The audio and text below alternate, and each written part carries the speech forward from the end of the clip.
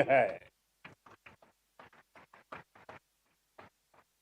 प्यारे देशवासियों, पिछले 12 वर्षों में डिफेंस प्रोडक्शन करीब 4 गुना हुआ।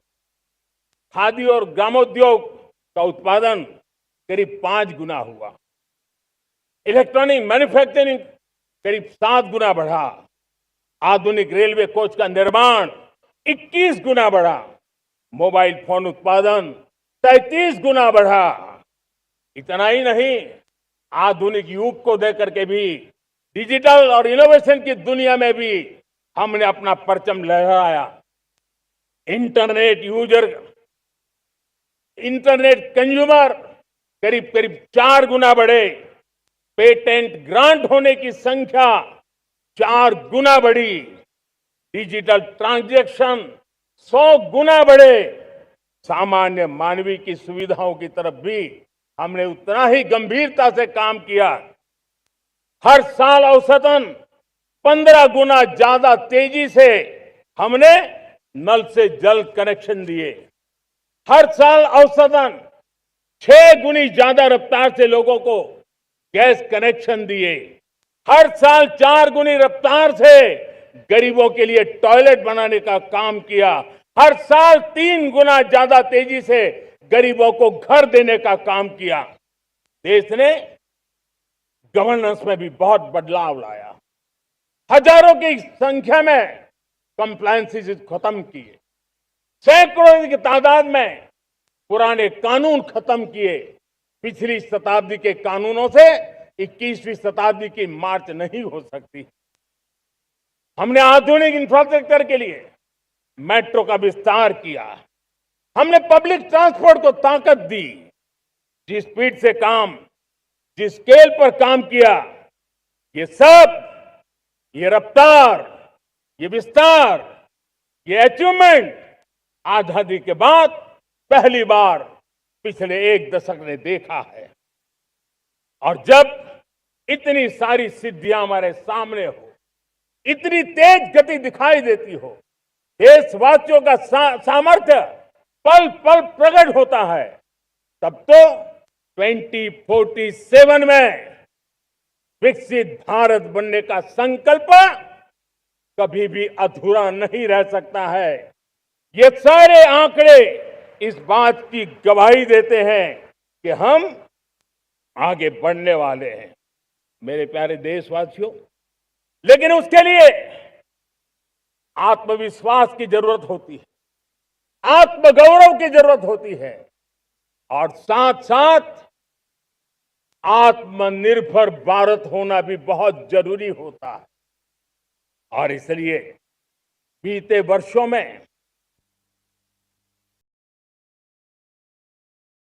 हमारा कन्विक्शन रहा है कि भारत को हमें अब दूसरे देशों पर निर्भर रह करके नहीं जीना चाहिए। हमें आत्मनिर्भर बनना चाहिए। दुनिया में बहुत कुछ मिलता है, सस्ता मिलता है, जल्दी मिल सकता है, लेकिन उससे हमारा सामर्थ्य तैयार नहीं होता, न हमारे सामर्थ्य की कसौटी होती है। और इसलिए हमें भी अपनी क्षमताओं को बढ़ाना है। अपने हितों की सुरक्षा हमें खुद को करनी है। और इसलिए आत्मनिर्भर भारत का संकल्प बहुत दृढ़ता के साथ हम लेकर के आगे बढ़ रहे हैं। मेक इन इंडिया, स्वदेशी, वोकल फॉर लोकल, इन सारे क्षेत्रों में आज हर भारतीय का मन जुड़ रहा है। मेरे प्यारे देशवासियों, मैं आपको एक उदाहरण देता हूं सेमीकंडक्टर का। देश आजाद होने के बाद विश्व में तो सेमीकंडक्टर की चर्चा हो चुकी थी, हमारे यहां भी बातें होती थी, लेकिन सेमीकंडक्टर का कोई बड़ा प्लान हम आगे नहीं बढ़ा पाए। और आज स्थिति क्या है? आज की डिजिटल दुनिया में, आज की टेक्नोलॉजी में चिप का महात्म्य हम समझते हैं। कोई भी इलेक्ट्रॉनिक गुड्स होगा, हमारे मेडिकल इक्विपमेंट होंगे, हमारे ट्रांसपोर्ट के रास्ते होंगे, हर किसी में चिप अनिवार्य है। और इस चिप के बिना दुनिया थम जाए ऐसी स्थिति पैदा हो जाए। और इसलिए भारत ने आत्मनिर्भर होने की दिशा में अपना सेमीकंडक्टर प्लांट, बड़ा सेमीकंडक्टर प्लांट, 3 सेमीकंडक्टर प्लांट शुरू हो चुके हैं। और मुझे बताया गया है कि वहां जो प्रोडक्शन हो रहा है वो एक्सपोर्ट होना शुरू हो चुका है। और मैं देशवासियों को कहना चाहता हूं, आने वाले 7-8 वर्ष में और 5, 7 या 8 सेमीकंडक्टर प्लांट बहुत ही जल्द शुरू होने वाले। ये आत्मनिर्भर भारत हमें विकसित भारत की दिशा में जाने का महामार्ग देती। मेरे प्यारे देशवासियों, वैसे ही एक चर्चा क्रिटिकल मिनरल की हो रही है। पूरी टेक्नोलॉजी क्रिटिकल मिनरल पर निर्भर है। भारत इसमें भी अपने आप को सुरक्षित करने में जुटा हुआ है। क्रिटिकल मिनरल का लक्ष्य साझा किया जाए। नेशनल क्रिटिकल मिनरल ये हमने लॉन्च किया। बजट में क्रिटिकल मिनरल कॉरिडोर की हमने घोषणा की है। कई देशों के साथ एग्रीमेंट हो रहे हैं। विश्व के कई देश अब इस क्रिटिकल मिनरल के विषय में भारत के पर भरोसा करने लगे हैं। मेरे प्यारे देशवासियों, जैसे सेमीकंडक्टर की बात हो, क्रिटिकल मिनरल की बात हो, वैसे ही जिस टेक्नोलॉजी की दिशा में हम जा रहे हैं, दुनिया जा रही है, उसमें एनर्जी का महत्व और बढ़ता चला जा रहा है। अब एनर्जी के बिना भी नई दुनिया को चलाना मुश्किल है।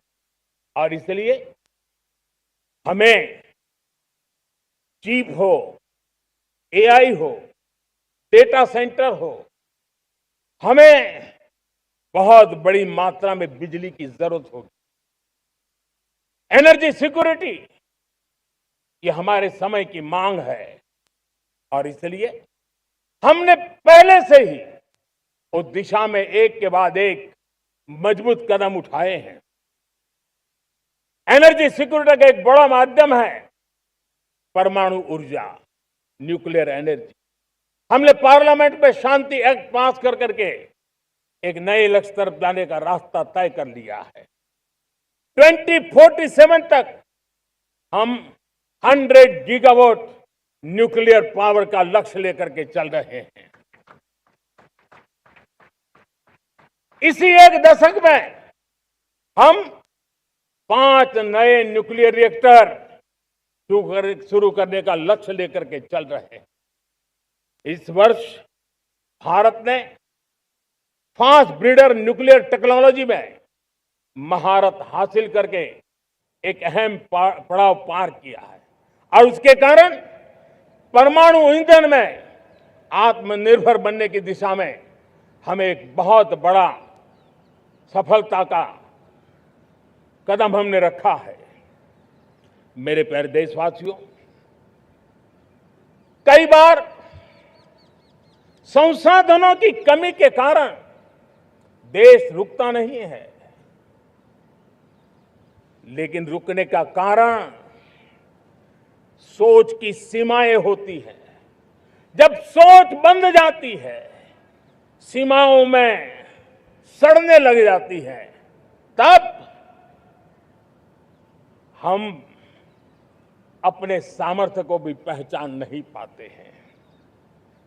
देश को आज कच्चे तेल पर निर्भर रहना पड़ रहा है और हमारी गलत सोच के कारण है।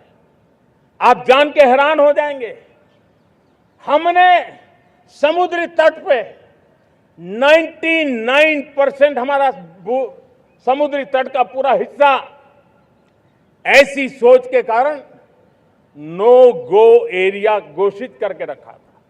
हमने ही समंदर के अंदर जाकर के एक्सप्लोरेशन न करने का निर्णय कर लिया था।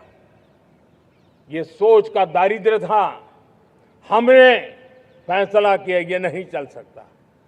हमने उस 99% को, जो कभी नो गो एरिया हुआ करते थे, हमने उसको गो एहेड एरिया के रूप में खुला कर दिया है। और अब हम समुद्र के भीतर भी एक्सप्लोरेशन करने की और नए नए भंडार खोजने की दिशा में हम प्रवृत्त हैं, हम प्रयास कर रहे हैं। हमने पिछले वर्ष उसी दिशा में एक महत्वपूर्ण कदम रखते हुए समुद्र मंथन की घोषणा की थी और पिछले दिनों हमने 85,000 करोड़ रुपए इस काम के लिए आवंटित करके काम को गति देने का निर्णय कर लिया है। मेरे प्यारे देशवासियों, एनर्जी सिक्योरिटी, इसका मैंने कहा कि हमें ऑल्टरनेट स्रोतों की तरफ भी पूरी शक्ति लगाना बहुत जरूरी है और इसलिए ऊर्जा का सही इस्तेमाल बढ़ाते हुए भारत इसी दिशा में आज